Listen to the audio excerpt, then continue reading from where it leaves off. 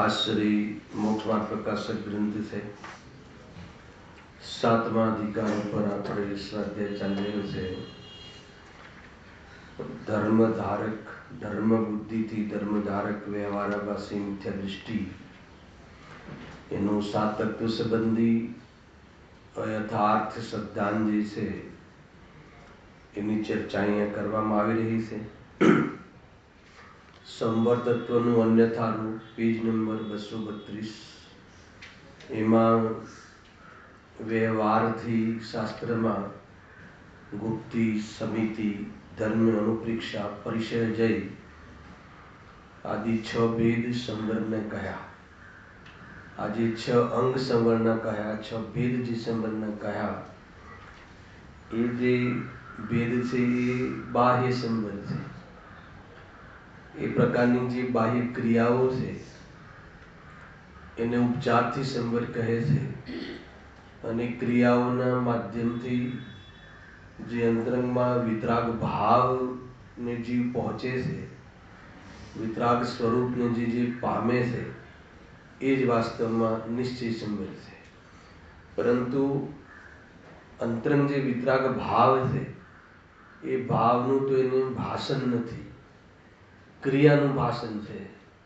તો બાહ્ય ક્રિયાને જ સંવર માની અને સંતુષ્ટ થઈ અને વ્યવહારાભાસી બની રહે છે એની ચર્ચા છે। ક્રિયાઓ બધી કરે છે, બાહ્ય ક્રિયાઓ કે જે ક્રિયાઓના કાલમાં જ્ઞાની ધર્માત્મા સ્વરૂપની સાથે રહેવા રૂપ પુરુષાર્થને પામે છે, પરંતુ આ જીવને અંતરંગ ભાવની ખબર જ નથી એટલે બાહ્યમાં ક્રિયાઓ સાધે કરે છે, નિરતિચાર કરે છે, પરંતુ ભાવની ખબર નથી। સંવર એક તત્વ છે, તત્વ એટલે ભાવ, જીવનો વિતરાગ ભાવ છે, સ્વરૂપને વરવું, સ્વપરના ભેદ વિજ્ઞાન પૂર્વક આત્મ પ્રતીતિ સહિત ઉપયોગનું આત્મામાં ભરવું એ પૂરી પ્રક્રિયા નિશ્ચય સંવર છે। પરંતુ એ ક્રિયાનું અર્થાત એ ભાવનું તેને ભાષણ નથી અને શાસ્ત્રના માધ્યમથી જે બાહ્ય સંવરની ક્રિયાઓને જાણે છે, સાંભળજો, બાહ્ય ક્રિયાઓને જાણે છે, બાહ્ય ક્રિયાઓને કરે પણ છે, આચરે પણ છે અને એને જ સંવર માની લે છે, એ મોટી ભૂલ છે।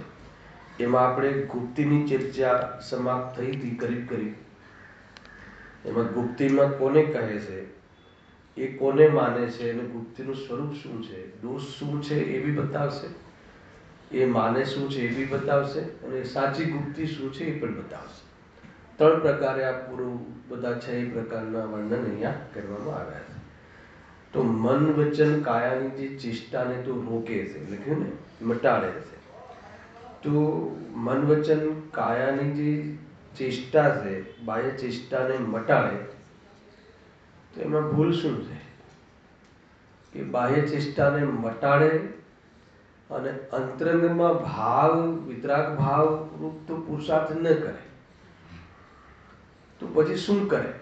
તો કે બાહ્ય જે ચેષ્ટા મટાડવાનો જ પુરુષાર્થ કરે, એ જ પ્રયત્ન કરે, અને એમાં આત્માના અનુભૂતિનું તો કોઈ કામ જ નથી ત્યાં.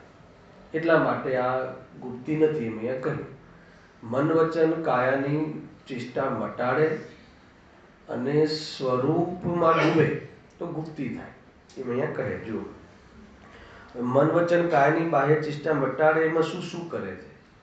પાપ ચિંતન ન કરે, બરાબર. વચનની ચેષ્ટા કેવી રીતે મટાડે? મૌન ધારે કે આજે મારે બોલવાનો ન બોલવાનો નિયમ છે, એવી રીતે નિયમ કરે. અને ચેષ્ટાની કેવી રીતે મટાડે? કાયાની ચેષ્ટા ગમન આદિ ક્રિયા ન કરે. તો 3 વસ્તુ એને ન કરી. હવે સામે શું કર્યું એ બતાડે છે પંડિતજીની જો વિચક્ષણ બુદ્ધિ. શું ન કર્યું અને શું કર્યું સંવરમાં, બરાબર છે. સંવરમાં થવું શું જોઈએ હે ને? આજે તો 3 પ્રકારે શુદ્ધતા કહીને, 3 પ્રકારે અસ્થિ નાસ્તિ, બધી ઘણી બધી બાબતો આ સંવર નિદ્રાની ચર્ચાઓ ચાલી રહી છે ખૂબ. જો હવે શું શું કરે છે કે તેને ગુપ્તિ માને છે, ત્યાં સુધી ગુપ્તિ કહી. હવે મનમાં તો ભક્તિ આદિરૂપ પ્રશસ્ત રાગ આદિ નાના પ્રકારના વિકલ્પો થાય છે. પાપને તો રોકે, પાપ ચિંતન રોક્યું, આની ચર્ચા થઈ ચૂકી છે. રોકવું એટલે શું ને શું નહીં ને. હવે સામાન્ય અર્થ કરીને આગળ વધીએ છીએ કે પાપ ચિંતન રોકે, શુભ ચિંતન કરે. શુભ ચિંતન કરે, માળા ઘણે, બાહ્ય સુખ પ્રવૃત્તિ કરે, એ સંબંધી વિકલ્પ કરે, બધું કરે. અરે આત્માના અને દેહ અને આત્મા ભિન્ન છે એવો પણ વિકલ્પ કરે. અંતરજલ્પ કહેવાય છે. તમને ખ્યાલ આવ્યો? જે અંતરજલ્પ એટલે અંતર સંબંધી વિકલ્પ, એ અંતરજલ્પ છે. અને બહિર્જલ્પ એટલે બાહ્યમાં પરમાત્મા આદિ સંબંધી વિકલ્પ, એ બહિર્જલ્પ છે. વ્રત આદિ બહિર્જલ્પ છે. અને અંતરજલ્પ એટલે આત્માના સ્વરૂપનો વિચાર કરવો એ અંતરજલ્પ છે. અને આત્માના સ્વરૂપનો અનુભવ કરવો એ નિર્વિકલ્પ દિશા છે. આટલું બધું અંતર છે બધી બાબતોમાં. આત્માના સ્વરૂપનો અનુભવ કરવો, નિર્વિકલ્પ દિશા પ્રગટ કરવી, એ તો સંવર તત્વ છે. અને આત્માના સ્વરૂપનો વિકલ્પ કરવો પૂર્વમાં થતો બી હોય છે એને પાપ ચિંતનને રોકે અને આત્માના સંબંધી ચિંતન તો કરે, પણ શું ન કરે? અનુભવ ના કરે. અને અનુભવ ન કરે તો શું કરે? આત્માના આત્મ તત્વ સંબંધી આત્મા સ્વરૂપના ચિંતનને જ સંવર માને. આ ભૂલ થઈ જાય. પાપના ચિંતનને આશ્રવ માને અને આત્માના ચિંતનને સંવર માને. છે બંને આશ્રવ. એ વાત સમજવા જેવી છે. ભાઈ ક્યાં છે એનું મહત્વ નથી, સ્વરૂપમાં નથી તો બધું એને મતલબ જ નથી. ઘણી વખત આ બધી બાબતો આપણને, ભાઈ સારી ક્રિયા તો કરે છે ને, સારી ક્રિયા તો કરે છે ને, કમસે કમ પાપનું ચિંતન તો નથી કરતો ને, કમસે કમ આત્માનું ચિંતન તો કરે છે ને. વાત એ નથી કે આત્માનું ચિંતન કરે છે. આત્માનું ચિંતન કરીને જે કરવાનું હતું એ ન કરે, એના પ્રયોજનની સિદ્ધિ ન કરે, નિર્વિકલ્પ દશાને ન પામે, તો એ ગુપ્તિ નથી. આ વાત છે. જો અને વચન ને કાયાની ચેષ્ટા પોતે રોકી રાખે, ગમે એમ કરીને જબરજસ્તીથી વાણીને રોકે, જબરજસ્તીથી બહારના ગમન આદિને અટકાવે, અને મેં વાણી રોકી, મેં ગમન આદિ ન કર્યું, એનો તો અહંકાર કરે, તો એને સંવર કર્યું કે મિથ્યાત્વ કર્યું? જે ક્રિયાઓ બાહ્યમાં સંવરમાં થાય છે એ ક્રિયા તો કરી. શું કહ્યું?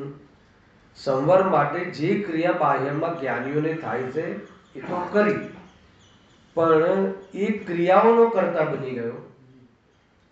એ વિકલ્પ કસાયની મનતાનો પ્રેમી બની ગયો અને આત્માનો પ્રેમનો, આત્માના સ્વભાવના પ્રેમનો, સ્વભાવની રુચિનો ત્યાગ કર્યો. તો એને સંવર કર્યું કે મિથ્યાત્વ કર્યું એ સમજમાં નથી આવતું જીવને. એ છે વ્યવહારા પાસે મિથ્યા દૃષ્ટિનું સ્વરૂપ ચાલે છે. અહીંયા કહે છે વચનના કાયાની ચેષ્ટા તો પોતે રોકી રાખે, પણ એ તો શુભ પ્રવૃત્તિ છે. ને કોઈ પાપ પ્રવૃત્તિમાં, બહારના વ્યવહારમાં, વેપારમાં, આણાજીયારામાં એમાં ન જાય. સ્પષ્ટ ભાષામાં હે ને, કોઈ આમંત્રણ આપવામાં આવે તો નહીં મારે તો એમાં જવાનો ત્યાગ છે. પત્રિકા લઈને આવે કોઈ આપણા ઘરે કે ભાઈ જરૂર આવજો, એને એકાદ પ્રોગ્રામ તો એટેન્ડ કરજો, તો શું કહી દે કે અમારે તો લોક વ્યવહાર અને આ બધા કાર્યોમાં જવાનો ત્યાગ છે. બહુ સારી વાત છે. તો શુભ ક્રિયાઓ થઈ ને, તો પાપની ક્રિયાઓ છોડી અને પછી ક્યાં ગયો તો કે વાંચન આદિ કરે છે. કઈ વાંધો નહીં, આપણે ગુડ સેન્સમાં લઈએ એને, બેડ સેન્સમાં ના લઈએ ને તો એવું બી લઈ શકાય કે બધી ટીવી જોવે. આપણે એમ લઈએ કે નહીં એને વાંચન આદિ કર્યું, સ્વાધ્યાય આદિ કર્યું, એ બધું કર્યું, એ વાત બરાબર છે. શુભ ક્રિયા તો કરી, પરંતુ એ શુભ ક્રિયા કરી, ક્રિયાની વાત છે. અંતરંગમાં શુભ ભાવ કર્યો, ખ્યાલ આવ્યો પરિણામોમાં, પરંતુ શું ન કર્યું? વિતરાગ ભાવ રૂપે ન પરિણમ્યો, વિતરાગ સ્વરૂપને ન પહોંચ્યો. સમસ્ત વિકલ્પોથી રહિત થઈને એક સમય માટે અંતર્મૃત કાલવી સ્વભાવને ન સેવ્યો તો કહે છે કે એ સંવર ન થયું, સ્વભાવનું સેવન ન કર્યું. એને ઉપરથી આ જે વિભાવ, શુભાવ વિભાવ અને જડની ક્રિયા મેં કરી એમ માનીને પોતાના પાસે જવાનો રસ્તો પણ રોકી દીધો, સ્વયંની પાસે જવાનો અવસર પણ રોકી દીધો. તો ખરેખર એ તો સંવરને રોક્યું. સંવર કરવાના નામે કોને રોક્યું? સંવરને રોક્યું. આ એને ખ્યાલ નથી આવતો. જો હવે પ્રવૃત્તિમાં તો ગુપ્તીપણું બને નહીં. ગુપ્તી તો સ્વરૂપમાં ગુપ્ત રહેવું. ખ્યાલ આવ્યો? સ્વરૂપમાં ગુપ્ત રહેવું એટલે કશાયોમાં ન આવવું, વિકલ્પોમાં ન આવવું, એ સ્વરૂપ ગુપ્તતા છે. પરંતુ વિતરાગ ભાવ થતા, સાંભળજો ગુપ્તી કોને કહે છે? વિતરાગ ભાવ થતા જ્યાં મન વચન કાયાની ચેષ્ટા થાય નહીં એ જ સાચી ગુપ્તી છે. હવે વ્યવહારથી નિશ્ચય તરફ ચર્ચા કરો કે નિશ્ચયની પ્રમુખતાથી વ્યવહારની ચર્ચા કરો, પરંતુ મુખ્ય કાર્ય તો કરો. ખ્યાલ આવ્યો? આપણે એમ લઈએ વ્યવહારથી વાત ઉપાડીએ કે મન વચન કાયાની ચેષ્ટા તો રોકે અને પછી સ્વરૂપમાં ડૂબે તો ગુપ્તી થઈ. અને એક ઓર નિશ્ચયની ઓરથી ચર્ચા છે કે સ્વરૂપમાં ડૂબે, વિતરાગ ભાવ જ્યાં પ્રગટ થાય તો મન વચન કાયાની ચેષ્ટા રોકાય, તો એમાં પ્રવૃત્તિ ન હોય, સ્વાભાવિક છે. જ્યારે ઉપયોગ શુદ્ધમાં રોકાયો, ઉપયોગ શુભમાં વર્તાયો, શુદ્ધમાં વર્તાયો, શુદ્ધ દ્રવ્યમાં ઉપયોગ પૂરી દૃષ્ટિપૂર્વક એમાં લાગ્યો, તો શુભ ભાવમાં નથી, અશુભ ભાવમાં નથી.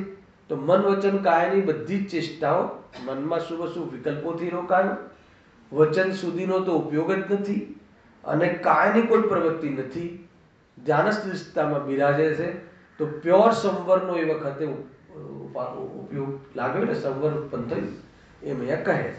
પછી પ્રતીતિ રૂપ તો રહે, કદાચ ઉપયોગ જાય શુભમાં તો એ પ્રતીતિ રૂપ જ, જો હું ચૈતન્ય સ્વરૂપ છું એવી પ્રતીતિ બની રહેવી, હર પર્યાયમાં એવી પ્રતીતિ નવી નવી ઉત્પન્ન થવી, હર સમયમાં એ સંવર છે. અને પૂર્વની પર્યાય કરતા આગામી પર્યાયમાં જે લીનતા વધે છે એની જ રાહ છે. ખ્યાલ આવ્યો કે નહીં? એ રીતે છે આખો પ્રયોગ. એનું નામ સાચી ગુપ્તી છે. હવે સમિતિ લીધી. સમિતિ બી અહીંયા શું કહ્યું કે એ બી સંવરનો ભેદ કહ્યો તત્વા સૂત્રમાં ઉમા સ્વામીએ. ગુપ્તી અને સમિતિ, ગુપ્તી અને સમિતિમાં શું અંતર છે એ આપણે થોડું ખબર પડવું જોઈએ. ગુપ્તીમાં શું કીધું કે મન વચન કાયાની ચેષ્ટા જ ના હોય, વિતરાગ ભાવપૂર્વક મન વચન કાયાની ચેષ્ટા ન થવી એ ગુપ્તી છે. પરંતુ મન વચન કાયાની ચેષ્ટા કરવાનો વિકલ્પ આવે કોને? એ સમર્થત્વ વાળાને, જ્ઞાની નહીં. એ આવે કે ના આવે, પેલા એક કહો, આવે એટલો રાગ આવે, મન વચન કાયાની ચેષ્ટા રોકાઈ જાય એવું સ્વરૂપ ન રહે જે સમયમાં, એ વખતે મનમાં કોઈ વિકલ્પ આવે, કોઈ વચન કે વાણીથી વાણીનો પ્રયોગ કરવાનો ભાવ આવે, કાયા દ્વારા ગમન આદિનો ભાવ આવે, એવો જ્યારે ભાવ આવે ત્યારે સમિતિપૂર્વક પ્રવૃત્તિ. હલાવ સમિતિપૂર્વક એટલે હે ને, એ અહીંયા કહે છે. સમિતિનો અર્થ એ છે કે એની અંદર બહુ જ મર્યાદાપૂર્વક પ્રવૃત્તિ. એ છે સમિતિનો અર્થ, કે મર્યાદાપૂર્વક પ્રવૃત્તિ, એનું નામ સમિતિ છે. સાંભળજો, આ વ્યવહાર સમિતિ. અચ્છા, સમિતિ એટલે કે બાહ્યમાં જેવી, અહીંયા તો ખરેખર આ જે વ્યવહાર જે સંવર તત્વની ચર્ચા કરી છે, આગળ નિજરા તત્વની બી ચર્ચા કરી છે, એ ઉત્કૃષ્ટ સંવર નિજરાનું જે રૂપ છે મુનિરાજનું, એના લેવલના એવા સ્તરની વાત કરી છે. અને આની છાટ ચતુર્ગુણસ્થાનમાં હોય છે. ત્યારે મન વચન કાયાની પ્રવૃત્તિ કરવાનો વિકલ્પ સંવર તત્વ પ્રગટ થઈ ગયો એને હોય તો એ વિકલ્પને એટલો વિસ્તાર ના કરે, સીમિત કરે, સમિતિમાં સીમિત કરે. કોને સીમિત કરે? એને ઉપયોગને સીમિત કરે. ઉપયોગને સીમિત કરવા માટે શું કરે? જે પ્રવૃત્તિથી ઉપયોગ સીમાની બહાર જઈ શકે એ પ્રવૃત્તિઓને સીમિત કરે. તો એ પ્રવૃત્તિઓને સીમિત કરવામાં શું શું કરે? તો 5 સમિતિનું વર્ણન છે. ઈર્યા સમિતિ, ભાષા સમિતિ, ઈષ્ણા સમિતિ, આદાન નિક્ષેપણ સમિતિ, આદાન પ્રદાન સમિતિ, નિક્ષેપણ સમિતિ, આ છે ને, આ પ્રકારની 5 સમિતિ. એમના જીવનમાં જે પણ કોઈ ભૂમિકાના અનુસાર કાર્યો હોય એમાં કેવી રીતે મર્યાદિત થઈ જાય. તો અચ્છા, એના પાછળનો ઉદ્દેશ શું છે? એના પાછળ ઉદ્દેશ શું છે? કે જ્યાં જેટલો ઉપયોગ વિસ્તારને ઓછો પામે એટલો સંવર સ્વરૂપમાં આવવા માટેની વિશેષ અવકાશ રહે. હે ને? પણ અવકાશ તો રહે, પણ સ્વરૂપમાં આવે નહીં અથવા આવવાનો પુરુષાર્થ કરે નહીં, તો એ સમિતિને પણ વ્યવહાર સંવર ન કહેવાય. ખ્યાલ? પરંતુ એમાં જ રીજે, એમાં જ કસાયની મર્યાદામાં અને પાપની પ્રવૃત્તિ ઘટાડે અથવા મટાડે, એમાં જ ખુશ થઈને રહે, સંવરના ભ્રમથી રહે. કારણ કે જે સંવરમાં જે વારંવાર આત્માને નિરંતર હર ઉપયોગમાં આત્માની પ્રાપ્તિ કરવાનો પુરુષાર્થ કરે છે, એ લોકોનું બાહ્ય જીવન બહુ જ મર્યાદિત હોય છે. અને અતિ વિસ્તારથી બસ થા, સંબંધો પણ બહુ વધારે નહીં, જ્યાં ઉપયોગ બગડે અને ત્યાં એ મર્યાદા કરે છે. બધું ખ્યાલ છે ને, ઈર્યા સમિતિ આદિ. એમ જો ઓર એક ખાસ વાત બતાવી છે એમને. જો વળી પરજીવોની રક્ષા અર્થે યત્નાચાર પ્રવૃત્તિ તેને સીમિત માને છે. સીમિત, સીમામાં સીમિત કરે. કોને સીમિત કરે? એને નીચલી અવસ્થાઓ હોય, ચતુર્થ પશ્ચિમ ગુણસ્થાન, તો પાપોને સીમિત કરે. ખ્યાલ? અને ઉચલી ભૂમિકા હોય તો પુણ્ય પરિણામ જે હોય એમના ભૂમિકામાં મુનિ જીવનમાં, એને પણ સીમિત કરે.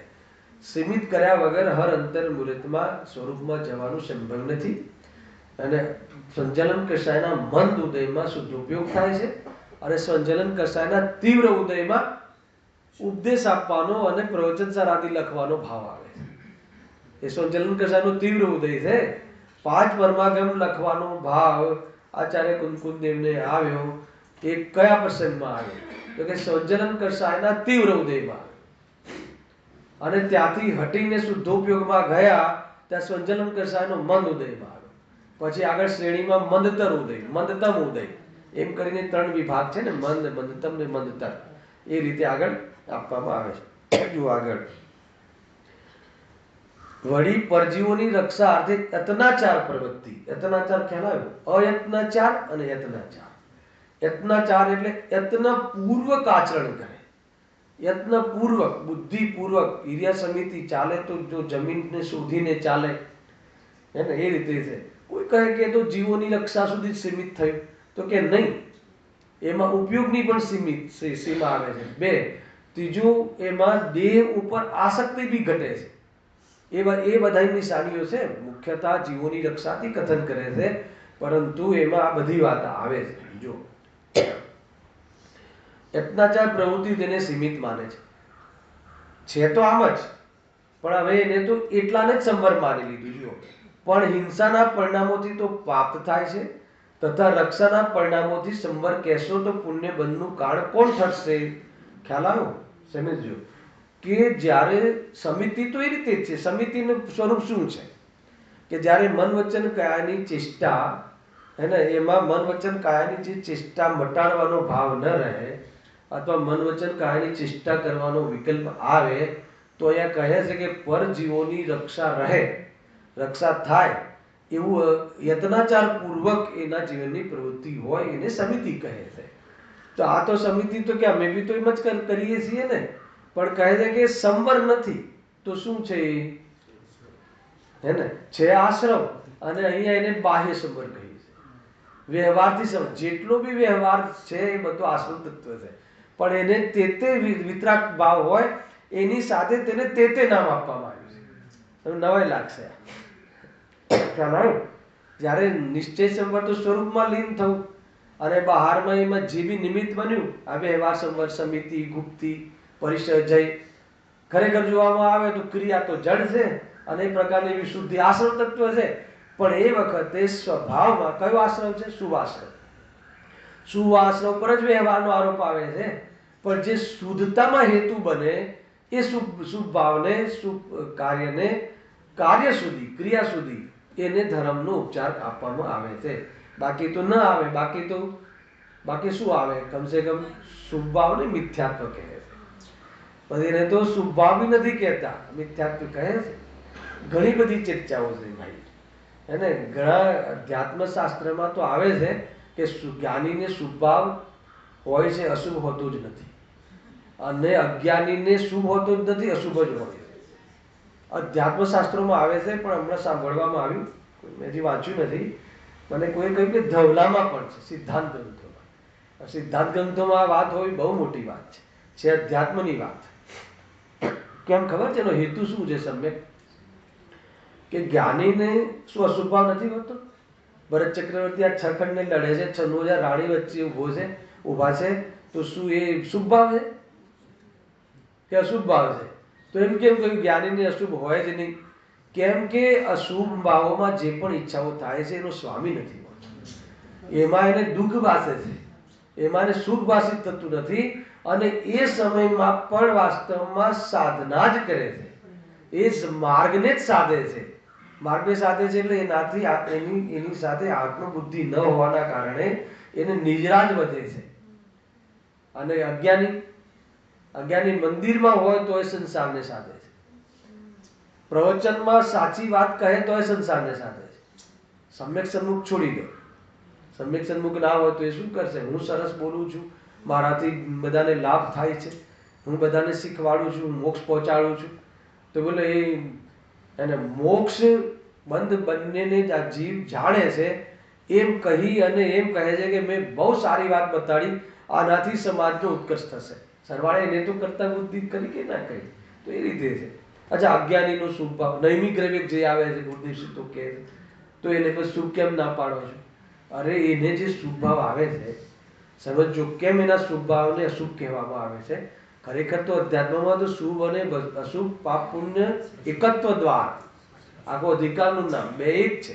ભિન્ન માને તો તીવ્ર મોહ છે, ખ્યાલ કે નહીં? અને આત્માથી ભિન્ન માને તો જ્ઞાની છે, અને પાપ પુણ્યને ભિન્ન માને તો એની દ્રષ્ટિમાં ખોટ છે. ના ખ્યાલ આવે? પાપને છોડો ને પુણ્યને રાખો, બધા તત્વની ભૂલો આવી જશે. મને બતાવો કે અજ્ઞાનીના શુભ ભાવને પણ શુભ કેમ નથી કહેતા? બીજું, અજ્ઞાનીના સક્ષમ જ્ઞાનને પણ જ્ઞાન કેમ નથી કહેતા? બે વસ્તુને બરાબર યાદ કરી લો. કેમ કે શાસ્ત્ર જ્ઞાન, અજ્ઞાનીનું જે શાસ્ત્ર જ્ઞાન છે એના માધ્યમથી એ અહંકારને પોષે છે, એટલે વાસ્તવમાં એને ભવને અભાવ કરવામાં નિમિત્ત ન બનાવતા ભવ વધારવામાં હેતુ બનાવે છે. એટલા માટે એને ક્ષૌક્ષમની બી ઉપાધિ ના આપતા સીધું અજ્ઞાન ઢાળ દઈને હલાવે કે નહીં. એ રીતે અશુભ ભાવને એને શુભ ભાવને અશુભ કેમ કહો છો? એને પૂજા પાઠનો ભાવ આવે, એને આ બધો ભાવ આવે તો એ તો છે શુભ ભાવ જ. ભાવ તો શુભ છે, પણ એને શુભ કેમ નથી કહેતા? કેમ કે મિથ્યાત્વ સહિત છે અને મિથ્યાત્વનું પોષણ કરે છે. એટલે જે શુભ ભાવ આત્મહિતમાં હેતુ બનવા અર્થે કરવામાં આવે છે, એના બદલે એ શુભ ભાવના માધ્યમથી સાતત્વની ભૂલને પોષે છે. એટલે એ શુભ ભાવને અમે શુભ શું કહીએ કે જેનાથી ભવના ભાવનો હેતુ તો ન બને, પણ ભવને વધારવાનો હેતુ બને. એટલે આ બધા લોજિક અધ્યાત્મમાં આપવામાં આવે છે. પરંતુ સિદ્ધાંત ગ્રંથોમાં જેટલું શુભ છે એટલું શુભ છે, જેટલું અશુભ છે એટલું અશુભ છે. બંનેની અલગ અલગ પ્રકૃતિઓનો બંધ થાય છે. બંનેના ફળોમાં અંતર છે, પણ અંતર એ નથી કે બંનેના ફળ સંસારમાં આવે છે એટલા માટે અંતર નથી. પરંતુ એકનું ફળ સ્વર્ગ આવે છે, એકનું ફળ નરક આદિ આવે છે. તો એમ તો અંતર છે, પણ બંનેનું ફળ ગતિ જ આવે છે. કોઈનું ફળ પંચમ ગતિ નથી. માટે બંને મોક્ષની અપેક્ષાએ બંને ભાવ એક જ છે. આ રીતે સમજવું જોઈએ. બહુ ખુલાસા તો બહુ થયા છે. હવે સમજવાની વાત છે ને માનવાની વાત છે. સમજવામાં બી આવી ગયું છે. સમજવામાં શું સમજાવી દે એવું સમજવામાં આવી ગયું છે, પરંતુ માનવામાં નથી આવ્યું. અભિપ્રાયમાં પલટાય તો જ કામ આગળ ચાલે. એવું તમને લગભગ મહિનામાં એક વાર તો યાદ કરાવું છું. અભિપ્રાય ન પલટ્યો, ઉપયોગ માત્ર પલટ્યો, અને અભિપ્રાય ન પલટ્યો તો કામ નથી થતું. જે પણ છે અભિપ્રાયને સુધારો, અભિપ્રાય સમ્યક થાય તો કદાચિત ક્રોધાતીત આવે તો પણ એ વખતે નિજરાજ માર્ગને જ સાધે છે.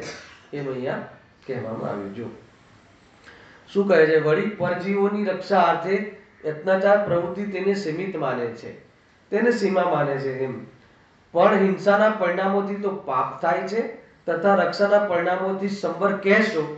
ચલો અમે સમિતિમાં સંવર કીધું ને, તો મેં 5 સમિતિનું બરાબર પાલન કર્યું. બોલો સાહેબ હવે મને સંવર થશે કે નહીં? તો કહે છે કે અગર જો હિંસાદિના પરિણામોથી પાપ થાય છે અને જે રક્ષાદિના પરિણામોથી સંવર કહેશો, તો તમે હવે અમને બતાવો કે પુણ્યબંધનું પરિણામ કયું છે. બરાબર ફસાવે છે આપણને જવાબ આપવામાં. બતાવો ચેતનભાઈ. મતલબ કે હિંસાથી તો પાપ બંધ થાય. હવે તમે જે પુણ્ય પરિણામ રક્ષાદિના ભાવ આવ્યા ઈર્યા સમિતિમાં જીવોની રક્ષા કરવાનો ભાવ ને આ, તો એનાથી તમે સંવર કહો છો. સંવર એટલે શુદ્ધ પરિણામ. તો પછી પુણ્ય માટેનું એક પરિણામ બતાવો. તો તમે કહેશો કે નહીં એનાથી પુણ્ય બંધ થાય. તો પછી ગુરુદેવશ્રી વાળો બોલો છે નિરૂપણ, જે ભાવથી પુણ્ય બંધ થાય એ જ ભાવથી વિતરાગ ભાવ નિર્જા કેવી રીતે થાય, સંવર કેવી રીતે થાય? જે ભાવથી બંધ થાય પુણ્યનો એ બંધ થાય. બંધ થાય પણ પુણ્યનો બંધ થાય છે ને, કોઈ કહે પણ બંધ તો થાય છે ને. તો એક જ ભાવથી બંધ થાય અને એક જ ભાવથી સંવર નિજરા થાય, એ કેવી રીતે બને? કેરોસીનથી અગ્નિ હોલવાય બી ખરી અને કેરોસીનથી અગ્નિ પ્રગટે બી ખરી, એવું કેવી રીતે બને? ના, કેરોસીન બાબતમાં તો અમે સમ્યક દ્રષ્ટિ છે, પણ પુણ્ય ભાવ બાબતમાં હજુ અમે એમ છે એવું ના હોય. જો આગળ હવે બહુ જોરદાર વાત બતાવી છે. એશના સમિતિ, એશના સમિતિમાં દોષ ટાળે છે, ત્યાં રક્ષાનું પ્રયોજન નથી. માટે રક્ષાને અર્થે જ સમિતિ નથી. બહુ મોટી વાત છે. આપણને તો એમ જ લાગે છે કે એક માત્ર જીવની રક્ષાનું જ પ્રયોજન છે. એશના સમિતિ ભોજન સંબંધી સમિતિ છે. બરાબર છે. કેટલા દોષ? 46 દોષ 32 અંતરાય. બરાબર છે. 46 દોષ ને 32 અંતરાય એને ટાળે એ પૂર્વક એમનું ભોજન હોય છે. ખ્યાલ કે નહીં? હવે એ બધું ઘડાવીએ તો એવું લાગે કે આટલું બધું ક્યારે શીખે ને ક્યારે કરે ને. આપવા વાળાને નોલેજ હોવું જોઈએ ને લેવા વાળાને નોલેજ હોવું જોઈએ. અહીંયા બંનેને નોલેજ જ નથી અને પ્રવૃત્તિ બંને કરે છે. હવે કઈ રીતે કરતા હશે એ સર્વજ્ઞ જાણે અને એ જ જાણે. ખ્યાલ આવે કે નહીં? મુનિરાજને આહાર આપવાનું કાર્ય, તો એમાં જે 42-46 દોષ અને 32 અંતરાય રહિત ભોજન હોવું જોઈએ. એમાં કેટલાક દાતાના આશ્રિત છે, કેટલાક જે લે છે એના આશ્રિત છે. દાતાર એટલે આપવા વાળા, આહાર આપવા વાળા, આહાર લેવા વાળા, મુનિરાજ. તો બંનેને આશ્રિત અલગ અલગ એમાં કયા દોષો બની શકે ને એ દોષો ટાળવા જોઈએ. હે ને? તો એ હોવું જોઈએ કે ના હોવું જોઈએ? ભાઈ કોઈ જેને આ ધાર્મિક જીવને આપણે ભોજન માટે બોલાવીએ અને પછી આપણે એને જ પૂછવું પડે કે કેવું લેશો, કેવી દરિદ્રતા છે ભાઈ જીતુભાઈ. ના ના, આ તો પછી દોષ આવી જાય ને તો તમને દોષનો ડર લાગે છે. આવું ભોજન લેવું જોઈએ એ પ્રયોજન નથી. સરવાળે જીવ પાપથી જ ડરે છે. સરવાળે જીવને સ્વર્ગમાં જ જવું છે, નરકમાં નથી જવું. અને ક્યાં નથી જવું? હા, મોક્ષમાં નથી જવું અને નરકમાં નથી જવું. આપણે તો વૈકુંઠમાં જવું છે. એ લોકો વૈકુંઠ એટલે સ્વર્ગ અને વૈકુંઠ ને મોક્ષ માને છે. આવ્યો ખ્યાલ? આવી બધી દશા છે. આપણી પાસે તો બધું ઉઘાડી વાત આવી ગઈ છે. હવે આપણને ખ્યાલ રહેવો જોઈએ. હા, એષણા સમિતિમાં દોષ ટાળે છે ત્યાં રક્ષાનું પ્રયોજન નથી. જીવદયા તો થાય કે ના થાય, જીવદયાનું પ્રયોજન છે કે નહીં? તો કહે છે કે હું ઘણી વાર તમને ચોવિહારની એક પરિભાષા બતાવું છું. રાત્રિ ભોજનનો ત્યાગ કેમ કરીએ કે ભાઈ રાત્રિમાં જમીએ તો જીવોની હિંસા બહુ થાય છે. તો અહીંયા એ બી બતાવી દીધું કે એ નીચલી અવસ્થાની એક સમિતિની આંશિક સમિતિનો ભેદ સમજી લો. બાકી સમિતિ તો બહુ વિશુદ્ધ પરિણામ છે અને વિતરાગતાના પુરુષાર્થ અર્થે હોય છે, હે ને? તો મને બતાવો કે રાત્રિ ભોજનનો ત્યાગ કરવાનું પ્રયોજન શું છે? એ તો આપણા લેવલની વાત છે ને, બહુ ઊંચી વાત નથી કરી ને. રાત્રિ ભોજનનો ત્યાગ બધાને છે કે નહીં એ કહો પહેલા. હા છે, બધાને વતીથી હું કહી દઉં, હે ને? હા, બરાબર છે. હવે રાત્રિ ભોજનનો ત્યાગ કેમ છે, કેમ કર્યો છે, હે ને? એનો જવાબ તો આપવો પડશે ને કે ભાઈ રાત્રિમાં જીવોની હિંસા બહુ થાય છે, એમની રક્ષા અર્થે. અહીંયા પંડિતજી કહે છે કે ખાલી એ રક્ષાનું જ પ્રયોજન નથી, એનો અર્થ કે બીજું બી પ્રયોજન છે. ખ્યાલ આવ્યો? એટલે હું ઘણી વાર ચોવિહારનો અર્થ નથી કરતો ચારે બાજુથી વિહાર કરવો, ચારે બાજુથી લોટવો. ખ્યાલ આવે કે નહીં? એટલે કે ચોવિહાર કરીને પાછું દુકાને ન જવું એમ કેવું છે. હેલે હવે ચોવિહાર હાઉસની ફેસિલિટી દુકાનની બાજુમાં થઈ ગઈ એટલે હવે તો ઘરનું ભોજનની જરૂર નથી. હવે ત્યાં ચોવિહાર ખરેખર ચોવિહાર એટલા માટે કરવામાં આવે છે કે તમે સાંજનો સમય નિવૃત્ત થઈ જાઓ અને સામાયિકનો કાલ છે એ સામાયિકમાં બેસો એટલા માટે ચોવિહાર હોય. ખ્યાલ આવે કે નહીં? ખાલી રક્ષા અર્થે નથી એમ. રક્ષા થાય એ તો એડિશનલ બેનિફિટ છે. આપણને આ ખ્યાલ જ નથી. આપણે તો રક્ષા થાય એ મુખ્ય બેનિફિટ છે. કેમ? કેમ કે પુણ્ય બંધાય છે અને ધંધો સારો ચાલે છે. બે વાત ખ્યાલ આવ્યો કે નહીં? આ એટલા માટે સામાન્ય વાત નથી. આ હે એક ગમે એમ કરીને મારી મચડીને 5:30 ની અંદર જમી લે અને પછી ફ્રી થઈ ગયા. પછી ફ્રી થઈ ગયા એટલે શાના માટે ફ્રી થઈ ગયા? 5 ઇન્દ્રિયની ભોગ પ્રવૃત્તિ માટે ફ્રી થઈ ગયા, હે ને? એમ થયું? એમ નથી. ખરેખર તો એના માટે એ રાત્રિમાં ભોજનના ત્યાગની પાછળ ઉપયોગની નિવૃત્તિ અને દેહની આસક્તિ ઘટાડવી, ભોગ આસક્તિ મટાડવી. ભોગોની આસક્તિ મટે છે.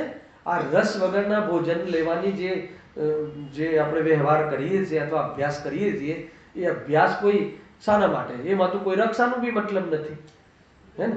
સ્વાદ વગરનું ભોજન લેવું. આજે મીઠા વગર લેજો સંકિત. આજે મીઠું કરે કહી દો મીઠું નહીં તો મીઠાનો સ્વાદ મીઠું વગરનું જમવું. મીઠું એટલે આપણું ગુજરાતીઓનું મીઠું, હે ને? નમક. મારવાડ આપણે હિન્દી ભાષીનું મીઠું પાછું જુદું છે. એ લોકોને સ્વીટ હોય, બરાબર છે? તમે મને બતાવો કે આજે તમે એ રસ નહીં લેતા, મીઠું નમક નહીં લેતા, બરાબર છે? તો એમાં તો શું બચાવ્યું તમે? અને તમે તો રોક સોલ્ટ જ લેતા હોવ છો. આપણે તો એમાં તો બીજો બી દોષ નથી હિંસાનો બી. બાકી જે ટાટાનું મીઠું અને દરિયાનું મીઠું જે આવે છે એ તો અડવા જેવું નથી. અડાય નહીં. ખાવાની વાત તો બહુ દૂર છે. જે આ પથ્થરનું મીઠું આવે ને રોક સોલ્ટ જે કહેવાય છે એ મીઠું શુદ્ધ મીઠું છે. અને એવી સાંધાલું, બરાબર? સેંધા નમક, સેંધવ. સેંધવના પાછા બે અર્થ થાય. એક સેંધવનો અર્થ ઘોડો થાય અને એક સેંધવનો અર્થ નમક થાય. એક જ શબ્દ એક, બે અર્થ અલગ. અને જ્યાં જે અર્થ હોય ત્યાં લગાવો. ઘણી બધી બાબતો છે. તો એ સેંધા નમક જે છે ને તો એ નમકનું સેવન કરવું જોઈએ. એમાં એ બી તમારે જ્યારે પ્રયોગ કરવો હોય ને એ વખતે જ પીસવું જોઈએ. નમકમાં એવી મર્યાદા છે એને અંતર્વૃત્તની મર્યાદા છે. મરચા આદિમાં તો ઓલા દિવસોની મર્યાદા છે જે પ્રમાણે હોય. હા, પણ નમકમાં એવું નથી. નમકમાં અને સાકરમાં એમાં અંતર્મુહૂર્ત પહેલાની જે મર્યાદા છે. બહુ બધી બાબતો છે કે છોડો ને, આપણે તો આત્મા ક્યાં ખાય છે, આવી ગયો એની જાત પર હે ને, તો નહીં ખાતો આજથી ના કે તું શરીર ખાય છે. પેલા ઠીક છે, ખાવાનો રાગ છોડ દે. શરીર ખાય છે તો ઠીક છે, ખાવાનો ભાવ છોડી દે. ખ્યાલ કે નહીં? ખાવાનો ભાવ તો ખાવાનો ભાવ તો શરીરને નથી આવતો ને, એ તો કે પર્યાયને આવે છે.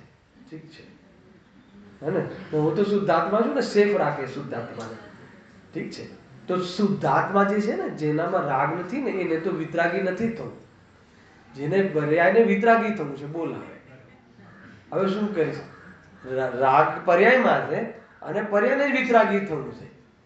તો પર્યાયમાંથી તો રાગ મટાડવાની વાત છે કે નહીં? ભલે સ્વભાવની દૃષ્ટિપૂર્વક પર્યાયમાં રાગ મટે છે, પરંતુ પર્યાયમાં તું રાગને ના સ્વીકાર કરે તો પછી રાગના ભાવની વાત અથવા મંદિરમાં આવવાથી શું પ્રયોજન છે? અને એવા જીવો તો સિદ્ધાલયમાં હોય, અગર જો એને પર્યાયમાં રાગ ના હોય તો એવા જીવો તો સિદ્ધાલયમાં શોભે છે, અહીંયા હોય ને. એ રીતે છે. એસના સમિતિમાં દોષ ટાળે છે ત્યાં રક્ષાનું પ્રયોજન નથી. માટે રક્ષાને અર્થે જ સીમિત નથી, સમિતિ નથી. હે ને? રક્ષાના અર્થે સમિતિ નથી. સમિતિ શાના માટે છે હર્ષદભાઈ? એક તો ઉપયોગના સેવિંગ માટે. કઈ ખબર ના પડે તો આટલું યાદ રાખજો. જે સીમિત કરવામાં આવે છે પ્રવૃત્તિ બહારની એ સમિતિઓમાં, તો એનો અર્થ એ છે કે ઉપયોગ આપણો બચે છે. ઉપયોગ આપણું સાધન છે. ઉપયોગ બહુ કોસ્ટલી કિંમતી સાધન છે. અગર એ કિંમતી સાધનને ખાવા પીવામાં, એના વિસ્તારમાં પાપ પૂર્વક એને ફેલાવવામાં ઉપયોગની બરબાદી છે. એટલે ઉપયોગની મર્યાદા કરી. બીજું, આ જીવને પાંચ ઇન્દ્રિયના વિષયોની, દેહની ઘણી આસક્તિ છે. તો એ આસક્તિના કારણે સ્વરૂપમાં આસીન થવું સંભવ હોતું નથી. એટલે આસક્તિ ઘટાડે અથવા મટાડે તો શાબાશ, ઘટાડે અને સ્વરૂપમાં આસીન થાય તો એ આસક્તિ તૂટે છે. એના વગર નથી તૂટતી. બાકી બસ આમ આપણે તો બસ 5 પકવાન ખાતા રહીએ અને આત્માને પ્રાપ્ત કરતા રહીએ તો એવી બધી બાબતો નથી. એને જ્યાં સુધી આવી તીવ્રતાના ભાવો રહેશે ત્યાં સુધી ભક્ષનો વિવેક પણ નહીં થાય. બાકીની વાત તો છોડી દે. ભોજનની એટલી આસક્તિ હોય છે કે એને વિવેક જ નથી રહેતો. રાત્રિ છે કે દિવસ છે કે ભક્ષ છે કે અભક્ષ છે. અને પછી જ્યારે આસક્તિ થોડી મંદ પડે અને કોઈ કહે કે આ તો અનંતકાય જીવોની ચીજ છે, ખ્યાલ આવે કે નહીં, તો હવે એ વખતે થોડું વિચાર કરે કે મને હું તો એનું સેવન કરું છું.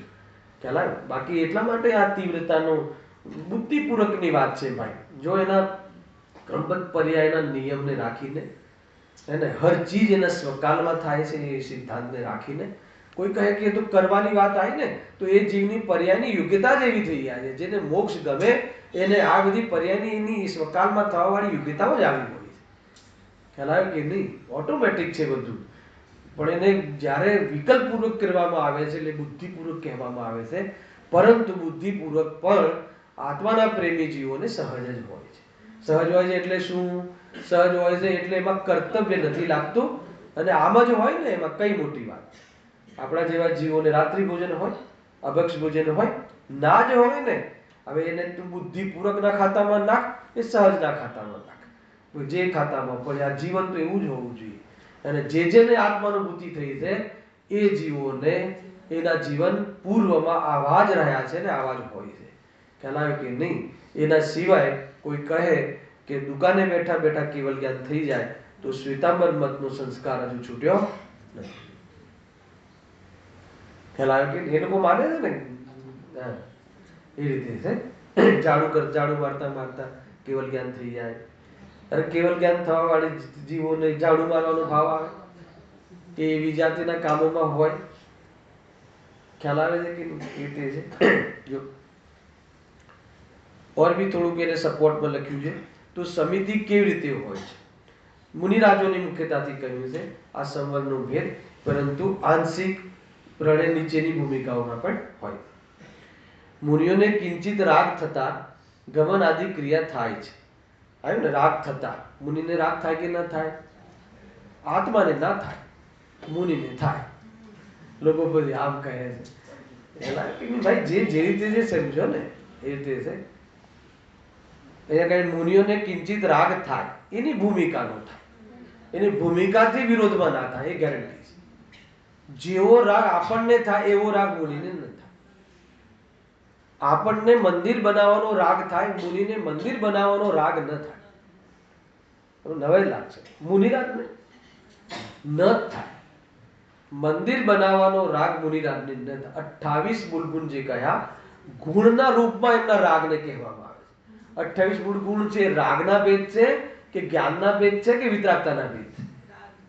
રાગના ભેદ છે. નામ આપવામાં આવ્યું છે ગુણ અને પાછા મૂળ ગુણ. ખ્યાલ કે નહીં? કેમ ગુણ? કેમ કે એ જીવનમાં વિતરાગતા રત્નત્રયનો વિકાસ થાય છે એને, એટલા માટે એમને ગુણ શબ્દ આપવામાં આવે છે. બહુ બધી બાબતો છે. એ 28 મૂળ ગુણનું તમે વર્ણન સાંભળજો. 3 પંજા, એક 6 અને 7. આ રીતે અમને યાદ કરાવતા પહેલા નાનપણમાં કે યાદ રહે નહીં તો કે 3 પંજા યાદ રાખવા, 5 સમિતિ, 5 મહાવ્રત અને 5 ઇન્દ્રિય વિજય, 6 આવશ્યક અને 7 શેષ. આ રીતે યાદ કરાવવામાં આવતું. મોઢે કરાવે, કીર્તિ કરે, કંઠપાઠ તો કરાવવું પડે એને. 7 શેષ ગુણ અલગ અલગ છે, અદંત ધોવન એને અસ્નાન આદિ એ બધી. હા, બહેનોને બધી ખબર હોય, ભાઈઓ કોઈ બોલતું જ નથી, મૌન છે કે શું.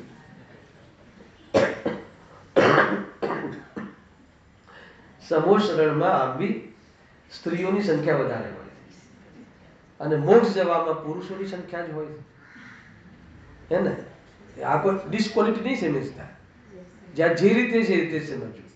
અને અહીંયા બી એવું જ જોવામાં આવે, બહેનોની સંખ્યા પરીક્ષા આપવામાં કહો, ભક્તિઓ મોઢે કરવામાં કહો વધારે હોય છે. પરંતુ આગળનો જે 6થા ગુણસ્થાનનો, 7મા ગુણસ્થાનનો પુરુષાર્થ એ પર્યાયની યોગ્યતામાં નથી. કઈ વાંધો નહીં, મોક્ષ માર્ગનું બુકિંગ થઈ શકે, ચિંતા નહીં કરવાની હે ને. એકવાર મોક્ષ માર્ગને સાધે પછી નારી આદિની પર્યાયને પ્રાપ્ત નથી થતો જીવ. અને આપણે મોક્ષ માર્ગ ન સાધીએ તો નારી આદિની પર્યાયની તૈયારી રાખવી. ના ખ્યાલ આવે? નારી પર્યાયને એટલા માટે નિકૃષ્ટ કહેવાય છે કે પૂર્ણ મોક્ષની 7મા મુનિ જીવનની ત્યાં પુરુષાર્થ નથી, એટલા માટે જ છે. બાકી કોઈ એને કોઈ દ્વેષ ભાવ કે એમ નહીં એમ છે. હમણાં વર્તમાનમાં પેલા જે ચાલે છે ને, જ્ઞાનમતી માતાજી ચાલે છે, પેલું બધું બનાવ્યું ને મોટું મોટા શિખરજીમાં, એમને આ વાત સહન નથી થતી. પણ એ તો આગમની વાત છે. તમે સ્ત્રીઓને માયાચારીની કહેતા કહો છો, પણ જેમ છે એમ છે. જે પ્રકારની અશુદ્ધિ જ્યાં રહેતી હોય એ કહેવામાં ક્યાં નિષેધ છે? પણ તમે પોતાને સ્ત્રી માનો જ છો શું કામ? વાત તો ત્યાંથી ચાલુ થાય છે. ઉદયજી કહે છે કે સ્ત્રી કોણ છે? હું તો ચૈતન્ય સ્વરૂપ આત્મા છું. તો સ્ત્રી શું છે? કેરેક્ટર છે, એક રોલ છે. એ રોલ છે તે રોલમાં જે પ્રમાણેનો પુરુષાર્થ થઈ શકતો હોય એ રીતે કરવો જોઈએ. જેટલો સંભવ છે એટલો પુરુષાર્થ તો કરો, જેટલી ક્ષમતા છે એટલો પુરુષાર્થ તો કરવો જોઈએ ને. કોઈ જે વિરોધ કરે ને તો એક વાર મને ભાઈ પંચમકાલમાં મોક્ષતું નથી, પંચમકાલમાં મોક્ષતું નથી. તો મેં એક વાર કહ્યું કે પંચમકાલમાં મુનિ દશા તો સંભવે છે, એટલો પુરુષાર્થ થઈ જાય ને પછી આવજે મારી પાસે કે મોક્ષ નથી. હવે એટલો પુરુષાર્થ થઈ જાય પછી સમ્યક દર્શન પછી એ વિચારે મોક્ષ નથી. એ તો કાલ ભેદ છે. ભગવાન આત્મામાં કાલ ભેદ નથી. એ તો બાહ્યમાં જે સૂર્ય આદિના આધારે કાલ ભેદ છે. હું તો કાલે આત્મા હતો, આજે આત્મા છું, આવતીકાલે બી આત્મા છું. નિરંતરતા છે મારા હર કાલખંડમાં હું મોજૂદ છું. અને બહારમાં જે પ્રમાણેની પરિસ્થિતિઓ હોય ને હોય તો એ પ્રમાણે. ગુરુદેવજી નીચી વાત કરતા જ નહીં. કોઈ કહે કે મોક્ષનો પુરુષાર્થ કરો, મોક્ષના લક્ષ્ય કરો, તો કોઈ કહે કે પંચમકાલમાં મોક્ષ નથી, તો કે પડવાની વાત કે નીચી વાત નહીં કરવાની. તારે તો ક્રમમાં મોક્ષ છે ને. હવે એ વખતે બહારનો જે કાળ હશે એ તને શું ફરક પડે? એ વખતે ચતુર્થ કાળ કે ક્ષેત્ર કયું શિવંદર ભગવાનનું વિદેહ ક્ષેત્ર, ફરક શું પડે છે? ભરત ક્ષેત્રમાંથી જ જવું છે, ચતુર્થકાલમાંથી જ જવું છે, ગુરુદેવશ્રીની હાજરીમાંથી જ જવું છે. તો હવે તો આવવાના જ નથી ગુરુદેવશ્રી અહીંયા પંચમકાલમાં, તો પ્રશ્ન જ નથી આવતો. કારણ કે સમય દૃષ્ટિ જીવો પંચમકાલમાં આવતા જ નથી. હલાવે કે નહીં? આ બધું વિચાર કરવા જેવું છે. હા, તો સમિતિ કેવી રીતે હોય છે? મુનિઓને કિંચિત રાગ થતા ગમનાદિ ક્રિયા થાય છે ત્યાં તે ક્રિયાઓમાં અતિ આસક્તના અભાવથી આવ્યું ને, આસક્તિ ઘટાડવાનું મુખ્ય પ્રયોજન છે. અને પ્રમાદરૂપ પ્રવૃત્તિ થતી નથી. પ્રમાદથી બચવા માટે એક કહ્યું, તથા બીજા જીવોને દુઃખી કરી પોતાનું ગમન આદિ પ્રયોજન સાધતા નથી, તેથી સ્વયં જ દયા પડાય છે. એ પ્રમાણે સાચી સમિતિ છે. કોઈ રક્ષા કરવાના અર્થે નથી કરતા. સ્વયં પ્રમાદરૂપ જીવન ન જીવે એટલે જીવોની હિંસા રોકાઈ જાય છે, તો એ રીતે રક્ષા કરી એમ કહેવામાં આવે છે. ન એમને જીવોની રક્ષા કરવાનું પ્રયોજન છે કે ન એમને એમાંનાથી બંધાતા પુણ્યનું પ્રયોજન છે. એમને તો રાગ આવ્યો છે, તો એ રાગને કેવી રીતે નિપટવો, એને દર્શન કરવાનો રાગ આવ્યો છે, વંદના કરવાનો રાગ આવ્યો છે. રાત્રિમાં ન ચડે. આપણે લોકો 3 વાગે ચડીએ, મુનિરાજ ક્યારે 3 વાગે ન ચડે. ચડે તો મુનિરાજનું એ યથાર્થ મુનિપણું છે જ નહીં. અયત્નાચાર પ્રવૃત્તિ હોય જ નહીં. નીચલા જીવનમાં હોય છે. કંગાલ જીવો છે આપણે લોકોની ક્ષમતા નથી. મુનિરાજને એ રીતનું હોય નહીં. રાત્રિમાં કોઈ દિવસ આપણે લોકો કેટલા વાગે ચડવાનું સ્ટાર્ટ કરીએ છીએ? ઘણા 3 વાગે, અમે તો 2 વાગે બી કરતા એવી અવસ્થામાં. કેમ રેકોર્ડ જોયા ને, જલ્દી પહેલા આવી ગયા એટલા બધું જલ્દી. રોજ જવાનું, રોજ વહેલા આવવાનું. વહેલા આવવાનું નામ યાત્રા કરી એવું હતું દિમાગમાં. બહુ કર્યું આવું અનર્થ. મારી વાત કરું છું. ભગવાન આવું બધું બહુ કરતા પહેલા 6 દિવસ વંદના કરી. એમાં એક તો એનું આપણને પ્રમાણપત્ર જોઈએ. અને બધા કરતા પહેલા નીચે ઉતરવાનું. ભલે 4 ટૂંક રહી જાય તો રહી જાય. શું અર્થ જીતુભાઈ? અને આજે બી વાત તો નિમિત્તની જ વાત મુખ્યતાથી ભાઈ. અને યાત્રા થઈ ગઈ, બરાબર થઈ ગઈ, ડોરી વગર થઈ. પણ શું યાત્રા છે શું નહીં, કશું જ નહીં. ઘણી વખત યાત્રાઓમાં પણ શરૂઆતમાં અમે લોકો એક પ્રવચન આ ટાઈપનું રાખીએ છીએ ત્યાં જઈને બી, તો એનાથી ખ્યાલ આવે ને મહિમા આવે. ભાઈ મહિમા, અહિંસા પરમો ધર્મને નો રિસ્પેક્ટ રાખીને અંતરંગ પરિણતિમાં મોહ રાગ દ્વેષ કેવી રીતે મટે એની મુખ્યતાથી દરેક પ્રવૃત્તિ હોવી જોઈએ. એ રીતે બાકી બસ યાત્રા કરવા નીકળ્યા છે, ગમે એમ કરીને ટૂંક પર પહોંચવું, ચાહે નીચેના જીવો દેખવાની નો લાઈટ હોય કે ના હોય, ઘણું બધું એ રીતે થાય છે કે ન થતું? મને બતાવો એક વાર બી શીખજીની યાત્રા પૂરી ના થાય તો એ જીવ સિદ્ધાલયમાં જાય કે ના જાય? અરે એ જ ટેકરી પરથી જઈ શકે. પ્રોબ્લેમ ક્યાં છે? ખ્યાલ આવ્યો કે નહીં? ચિંતાનો વિષય નથી. એટલો આગ્રહ નહીં રાખવો જોઈએ. અને એવો દુરાગ્રહ નહીં રાખવો જોઈએ કે કોઈ બી કિંમત ઉપર કરવું એવું ન રાખવું જોઈએ. એ રીતે ઘણા લોકો પેલા દોરી કરે ને પછી કે ભાઈ આ લોકોને બહુ વજન થઈ જાય હે ને, આ તો ન જ ચડવું જોઈએ, પણ એટલા પૈસા એ લોકોને આપી દેવા જોઈએ. એટલું તો કરવું જરૂર, કઈ વસ્તુ આપી દેવી જોઈએ. તો સમિતિ કેવી રીતે હોય છે? મુનિઓને કિંચિત રાગ થતા ગમન આદિ થાય છે. ત્યાં તે ક્રિયાઓમાં અતિ આસક્તના અભાવથી પ્રમાદનું પ્રવૃત્તિ થતી નથી. રાગ જ નથી. એમને કોઈ ઉતાવળ જ નથી. એમને કોઈને મળવાનો રાગ, પ્રમાદમાં રાગ છે ને મૂળ. અને હિંસામાં પ્રમાદ મુખ્ય છે. અને પ્રમાદ એટલે રાગ. એમને એવો રાગ જ નથી. ભગવાનનો રાગ બી એવો નથી કે કોઈ જીવોના પર પગ દઈને ભગવાનની પૂજા કરવી. એવો એ હદનો રાગ ભગવાનની પૂજાનો નથી. ખ્યાલ આવે છે કે નહીં? ભાઈ બહુ બધું અત્યારે બધી જગ્યાએ પ્રમાદ આવી ગયો. એક તો પૂજારીઓથી આપણે કરાવીએ છીએ, મંદિર નોકરોથી ચલાવીએ છીએ. રાત્રિમાં શેષ સમારાય છે જે કોપરાની, બરાબર છે. રાત્રિમાં થાળીઓ લાગે છે, રાત્રિમાં પાથરના પથરાઈ જાય છે. મને બતાવો કે કેવી રીતે પ્રક્રિયા જૈન શાસન. હવે આપણને આપણી પાસે જે આપણો રાગ છે કે સવારે બધા આવીને બેસી જાય, પણ એ યથાર્થ નથી. ભાઈ હવે બધા જ મંદિરોની વાત છે, આપણી બધાની વાત છે. આપણે આ રીતે કરી રહ્યા છે કે નહીં? ગજબ છે. તું ભલે એનો ધર્મ નથી, ધર્મનું કાર્ડ નથી, આત્મા કરતો નથી, આત્મા જ્ઞાતા છે, પરંતુ જ્યારે આત્માને રાગ આવે છે, મુનિરાજને જ્યારે રાગ આવે છે ત્યારે આવ્યો કે નહીં? આવે છે. રાગ જ ના આવતો હોત તો ચિંતા નથી. રાગ આવે છે તો કેટલો વિવેક રાખવો જોઈએ. પૂજાનો રાગ આવે એને તો અષ્ટદ્રવ્યનો કેટલો વિવેક રાખવો જોઈએ, એના કાલનો કેવો વિવેક રાખવો જોઈએ, શુદ્ધિ અશુદ્ધિનો કેટલો વિવેક રાખવો જોઈએ. યદ્યપિ એનો 1% પણ ધર્મમાં યોગદાન નથી, પરંતુ ધાર્મિક જીવ જ્યારે આ ક્ષેત્રમાં આવે છે ત્યારે એની બાહ્ય ચેષ્ટાઓ પણ અહિંસા પરમો ધર્મની પ્રભાવના કરે છે. કેમ કે અંદરમાં આટલી વિતરાગતા હોય, અર્થાત વિતરાગતાનો પ્રેમી હોય, અર્થાત તો આત્માથી જીવ માત્ર હોય, ભલે સત્ય દૃષ્ટિ ના હોય, તો એનું બાહ્ય ચેષ્ટાઓ અહિંસક જ હોય ને હોય જ છે. પરંતુ કોઈ જે સ્વચ્છતાથી કઈ બી અનર્ગલ પ્રવર્તન કરે અને શુદ્ધનો આધાર લે તો એના જેવું શ્રદ્ધાનું મોટું પાપ બીજું કોઈ નથી. હલાવે કે નહીં થોડો વિચાર કરજો. શ્રદ્ધાનું મોટું પાપ. એટલે અરે શુદ્ધનો આધાર તને આ જીવ જંતુ પર પગ દેવા માટે હતો તો તું કહે છે કે ક્યાં અડે છે? શુદ્ધનો આધાર તો અનુભવ કરવા માટે હતો. એવું સમય જવાનો જરૂર હતી કે તને ભગવાનના દરબારમાં બી જવાની જરૂર ના પડે. એના માટે શુદ્ધ નહીં હતો. પણ તું એટલો આશ્રય નથી લઈ શક્યો તો અહીંયા દેખાયો કે નહીં દેખાયો? અહીંયા દેખાયો તો વિવેક હોવો જોઈએ કે ના હોવો જોઈએ? એક દ્રવ્ય બીજા દ્રવ્યને અડતું નથી. અને ગુરુદેવસિંહની સભામાં આ વચ્ચે ડિવાઇડેશન ના હોય એમ ત્રણ કાળમાં બને નહીં. હે અરે નાની દીકરી બી અડી જાય, જેમ કે એમાં દીકરી આવી જાય છે ને આપણી પાસે, તો બી ગુરુદેવસિંહ કે નહીં ચાલે. વિચાર તું કરો. હજી આપણને રાગ રહે છે. નાની દીકરી, હવે ત્યાં તો કોઈ મતલબ જ નથી વાસનાની કોઈ બેઠેલા જીવની, તો પણ કે નહીં, હે ને એના સ્પર્શ આદિ સંબંધી પ્રવૃત્તિ યથાર્થ નથી, દૂર કરો. હવે એ જ ગુરુદેવસિંહ શુદ્ધ નહીં બરાબર જબરજસ્ત વાત કહી છે. એ જ ગુરુદેવસિંહ આ મુકામ આવે. એના પહેલા મારે ત્યાં મેં જે ગુરુદેવસિંહને મળ્યા નહોતા એના પહેલા તો આ હતી જ નહીં વ્યવસ્થા. જેમ પિક્ચરના હોલમાં બેસીએ એમ બધા આવીને જોડામાં બેસી જતા. ક્યાં હતી વ્યવસ્થા? આ તો પછી ખબર પડી.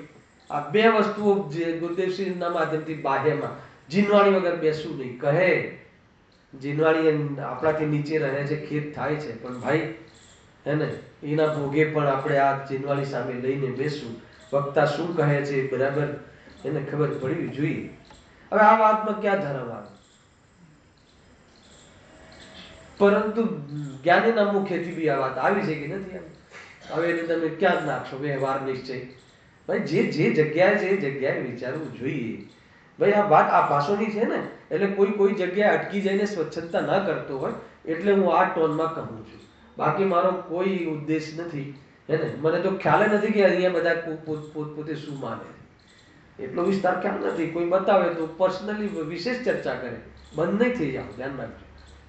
મેં તો કોઈ કહે છે કે નહીં અને હવે મેં આમને દોષ બતાવતો છે ને, દોષ એ નામાં શું આપણામાં પડ્યો હોય. આપણામાં બી ઊંડે દોષ તો હોય જ છે. નિર્દોષતા નથી તો દોષ છે જ છે. મનતામાં ન પકડાય વાત જુદી છે, પણ દોષ વગર ક્યાં જીવન છે? ઊંડે તો પડ્યો જ હોય. એ રીતે જો સમ્યક દ્રષ્ટિને દોષ અને ગુણનો વિભાગ થઈ ગયો હોય છે. દોષનો અભાવ નથી થઈ ગયો. શું કહ્યું? દોષ અને ગુણનો વિભાગ થઈ ગયો હોય છે. અભાવ કરવાનું મોટું કામ બાકી છે. અનાદિકાલથી આત્મદર્શન નથી કર્યું એટલે મોટું કામ થઈ ગયું દર્શન થયા પછી, એમ પણ કહે છે. અલગ અલગ અપેક્ષાઓ છે, ત્યાંથી સમજવું. જ્યારે વક્તા કઈ બાજુથી તમને સમજાવવા માંગે છે એના ઉપર બધી વાત છે. ત્યારે ચારિત્રની વાત, સ્થિરતાની વાત કરવી હોય ત્યારે સમ્યક દર્શનની વાત ખોલીને મતલબ નથી. એકવાર આત્મદર્શન થઈ ગયું, હવે શું છે? હવે હજુ કેમ રખડવું થાય છે? હજુ કેમ આટલું દુઃખ થાય છે? તો કે ભાઈ સ્થિરતા જોઈએ ને. મને તો ભરત ચક્રવર્તી એનું જે છે ને ભરતેશ વૈભવ, તો એમાં લાગે છે કે હે ભરત, એમના ભાષામાં કે જ્યાં સુધી ક્ષાયિક સંપત્તિ ભલે હો પણ મુનિ દીક્ષા નહીં હોય ત્યાં સુધી મોક્ષ નહીં થાય. એટલે મુનિ દીક્ષાને ગ્રહણ કરો. એવી વાત ભગવાનની વાણીમાં આવે છે. સામાન્ય ઉપદેશ કથન છે. બાકી ભગવાન કોઈને કે ના કે તો કોઈ આપણા જેવા પૂછ્યું હોય ત્યારે ભગવાનના વાણીમાં આવે એ રીતે હોય. બાકી કોઈ એ જાતની બીજી પદ્ધતિ હોતી નથી. જો તથા બીજા જીવોને દુઃખી કરી પોતાનું ગમન આદિ પ્રયોજન સાધતા નથી. તેથી સ્વયં દયા પડાઈ જાય છે. એ પ્રમાણે સાચી સમિતિ છે. દયા પાડવાનું કોઈ પ્રયોજન નથી. જીવોને બચાવવાનું કોઈ પ્રયોજન નથી. મારવાનું તો હોય જ નહીં, હલાવે કે નહીં, પણ બચાવવાનું બી પ્રયોજન નથી. પોતાના ઉપયોગને બચાવવાનું પ્રયોજન છે અને મુખ્ય આસક્તિ ઘટાડી અને સ્વરૂપમાં લીન થવાનું પ્રયોજન છે. એ પ્રયોજન અર્થે અગર જો બાહ્યમાં સમિતિનું પાલન કરવામાં આવે છે તો એ સમિતિને બાહ્ય સંવર કહેવામાં આવે છે. પરંતુ જે બાહ્ય સંવરરૂપ સમિતિનું પાલન તો કરે છે, પરંતુ અંદરમાં વિતરાગતાના ભાવની વૃદ્ધિનો ભાવ એનું ભાષણ નથી. એને ક્રિયાનું ભાષણ છે, વિતરાગ ભાવનું ભાષણ નથી. આપણે શરૂઆત લીધી છે ને એ રીતે શાસ્ત્ર જ્ઞાન દ્વારા જ્ઞાન તો છે પણ ભાવ ભાષણ નથી. અહીંયા તો કહે છે શાસ્ત્ર જ્ઞાન દ્વારા જ્ઞાન બી છે અને ક્રિયા પણ છે, પરંતુ શું નથી? હવે ભાવ વાસન નથી. ભાવ વાસન નથી એટલે ભાવ એટલે તત્વ, સંવર તત્વ છે. સંવર કયું તત્વ છે? તો કે સંવર મોક્ષને પમાડનારું તત્વ છે, વિતરાગ તત્વ છે, વિતરાગી પર્યાય છે. તો કે એ ભાષિત થતું નથી. આત્માને વરવું ને આત્મામાં લીન થવું ને હું ચેતન્ય સ્વરૂપ છું એવી પ્રતીતિ ને એના કરતા આ સારું છે કે ભાઈ સીમાપૂર્વક ચાલવું ને એ બધું આપણું ઈઝી છે. તો કે એ ઈઝી નથી. ઈઝી તો સરળ તો સ્વરૂપમાં છે. ખ્યાલ આવે કે નહીં? એ રીતે આ તો બહારમાં રાગના ખેલ છે, રાગના નાટકો છે બહારમાં. કસાયની મનતાના બધા પ્રદર્શન છે અને અંદરમાં આટલી વિતરાગતા વાળાને બાહ્ય જીવનનું આવું પ્રદર્શન હોય છે એટલું સમજવું. એ પ્રદર્શન જોઈને અંતરંગની શ્રદ્ધા કરવી. ખ્યાલ આવે? બાહ્યનો વ્યવહાર ગ્રહણ કરવો હોય તો એ અંતરંગના વિતરાગતાની શ્રદ્ધા અને પ્રાપ્ત કરવાનો પુરુષાર્થ કરવો જોઈએ. એનું નામ સંવર તત્વ સંબંધી ભૂલનો અભાવ છે. એ રીતે લેવું. હવે ધર્મ, અનુપ્રેક્ષા, પરિચય અને ચારિત્ર, 4 પ્રકાર રહ્યા. હજુ 2 પ્રકાર થયા છે.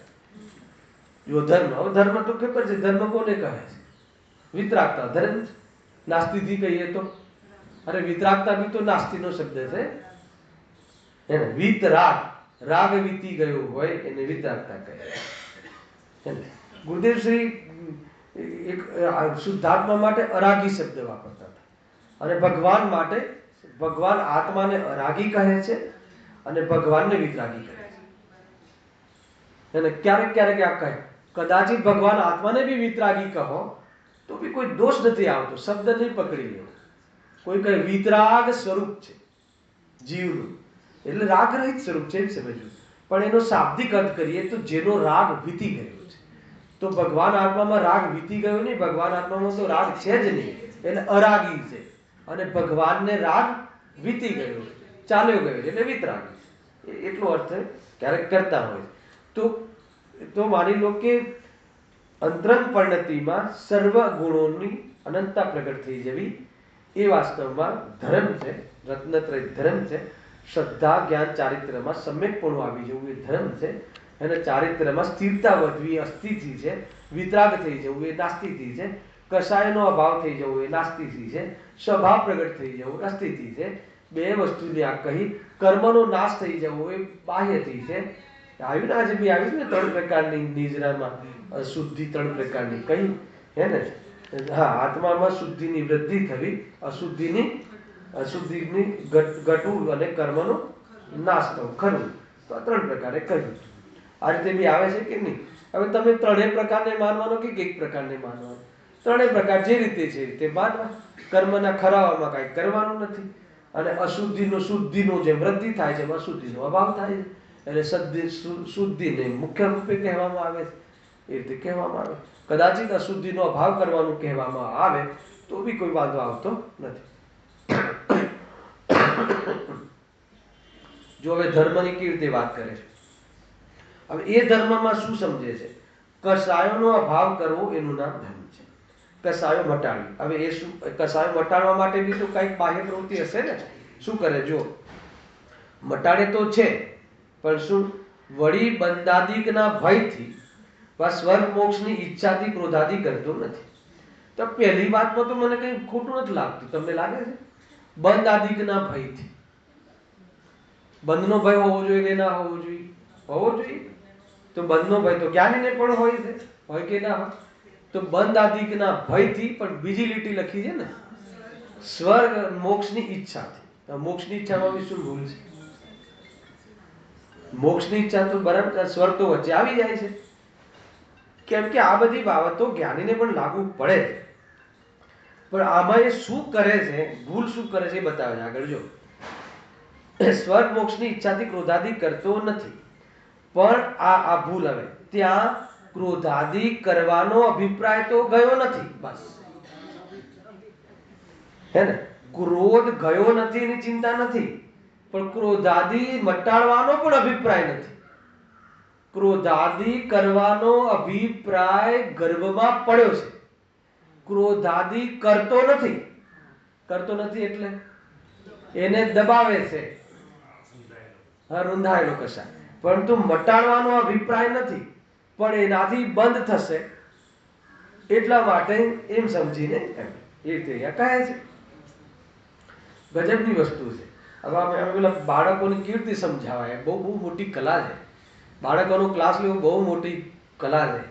હે ને, અમારી દીકરી છે ને દર્શનની, તો હવે કાંઈક એવું કરે, પગ અડી જાય જીનવાણીને કે એવું કંઈક કરે, તો આપણે એમ કહીએ નહીં, એમ નહીં કરવાનું, તો તરત જ પૂછે કેમ નહીં કરવાનું. હવે શું જવાબ આપો તમે, શીખવાડો. હું તો એમ કહું છું કે નહીં, ભગવાન તને પનિશમેન્ટ આપશે.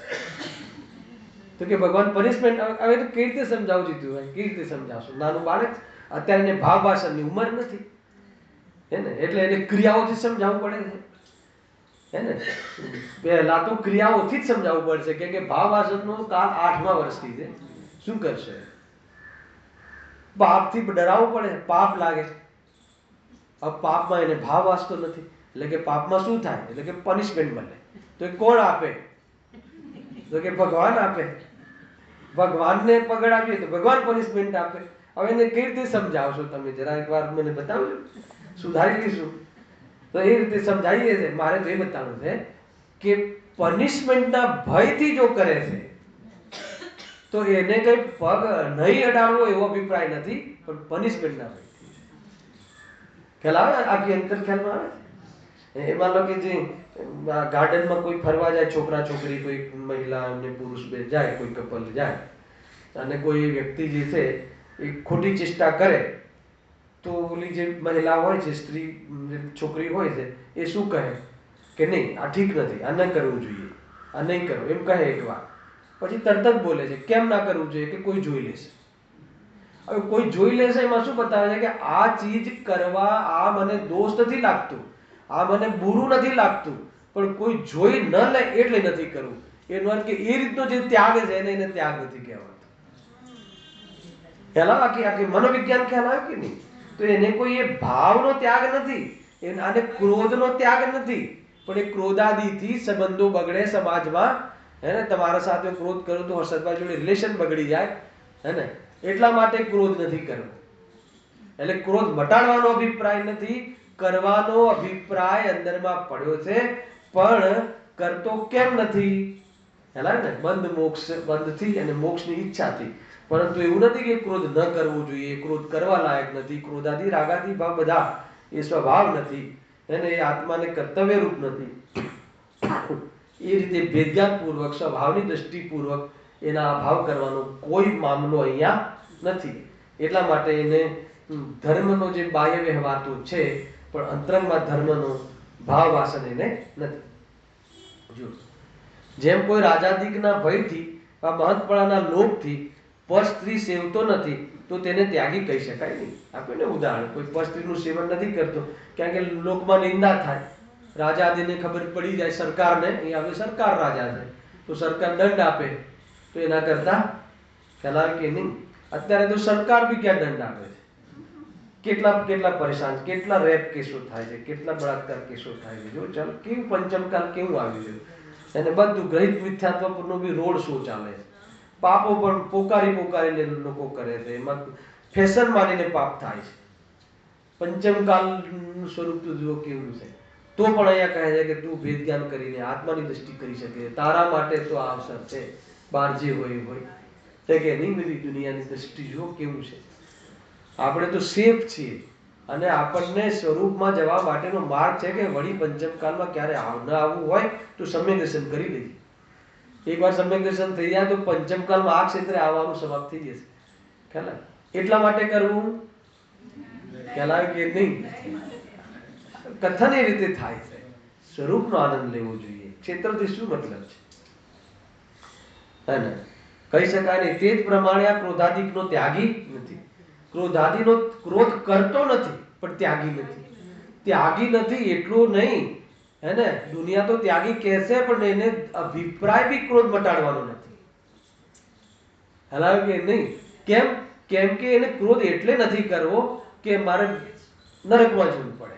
એનો બાકી ક્રોધ કરવામાં અમને વાંધો નથી. નરક જો ક્રોધ કરીને નરક જવા ના મળતું હોત તો ક્રોધ કરવામાં અમને વાંધો નથી. એટલે કરવાનો અભિપ્રાય ઊંડે આપણને ખ્યાલ નથી આવતો અંદરમાં અભિપ્રાયને પકડવા માટે કેટલી તાકાત લગાવી.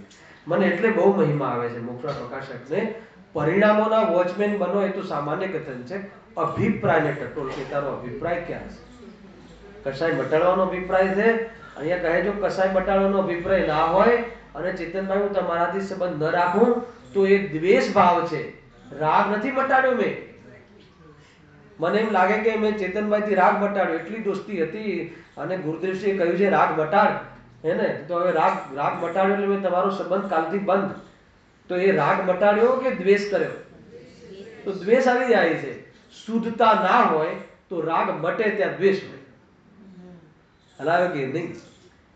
કાં તો રાગ હોય, કાં તો દ્વેષ હોય, કાં તો વિતરાગ હોય, કાં તો પછી ઉપાદેય બુદ્ધિ વગરનો રાગ દ્વેષ હોય. ઉપાદેય બુદ્ધિ વગરનો રાગ દ્વેષ હોય તો જ્ઞાની છે. એ રીતે કેટલી બધી બાબતો છે જો. હા,